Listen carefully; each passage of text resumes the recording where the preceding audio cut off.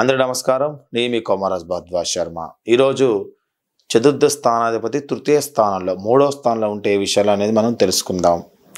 ముఖ్యంగా చతుర్థాధిపతి మనకి తృతీయ స్థానం అంటే 4వ స్థానాధిపతి 3వ స్థానంలో ఉన్నట్టయితే జాతకులకి వీరి యొక్క వ్యక్తిగత ఆలోచనలు మొత్తం కూడా చాలా సక్రమంగా కరెక్ట్గా ఉండే అవకాశాలు ఉంటూ ఉంటాయి. తల్లిదండ్రుల నుంచి మంచి స్వభావాన్ని, సాధు స్వభావాన్ని పొందిన వాళ్ళగా ఉంటూ ఉంటారు. అదేవిధంగా జబ్బుల నుంచి రక్షించుకునేటువంటి తగిన చర్యలు మొత్తం కూడా వీళ్ళు తీసుకుంటూ ఉంటారు. వీళ్ళకి కింద పనిచేసే వాళ్ళు ఎక్కువ మంది ఉంటూ ఉంటారు. ఏ చిన్న విషయమైనా సరే త్వరగా పరిష్కారము పొందాలనేటువంటి తత్వాన్ని కలిగి ఉంటాడు. త్వరగా పరిష్కారము జరుగుతున్నప్పుడు జాగ్రత్తగా వహిస్తూ ఉంటారు.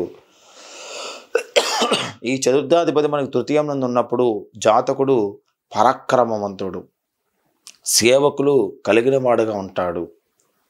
అదేవిధంగా కొన్ని ఉదరమైనటువంటి సంబంధ వ్యాధులు, రోగాలు కొన్ని కలగడానికి అవకాశం ఎక్కువగా ఉంటుంది.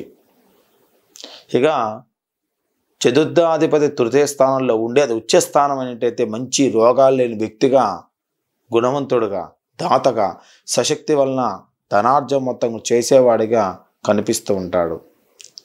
ఇక చతుర్థాధిపతి తృతీయ స్థానం ఉన్నప్పుడు ఆ తృతీయ స్థానం ఆ చతుర్థ స్థానాధిపతికి అది నీచంగాని ఉన్నట్టయితే, హస్తగతంలో ఉన్నట్టయితే అనారోగ్యాన్ని కలగజేస్తూ ఉంటాడు. జబ్బుల నుంచి రక్షించుకోవడానికి ఎప్పుడు కూడా ప్రయత్నం చేస్తూనే ఉండే విధంగా మారుస్తూ ఉంటాడు. తల్లిదండ్రుల దగ్గర నుంచి వచ్చేటువంటి వ్యాధులు వీళ్ళకి కలగజేస్తూ ఉంటాడు.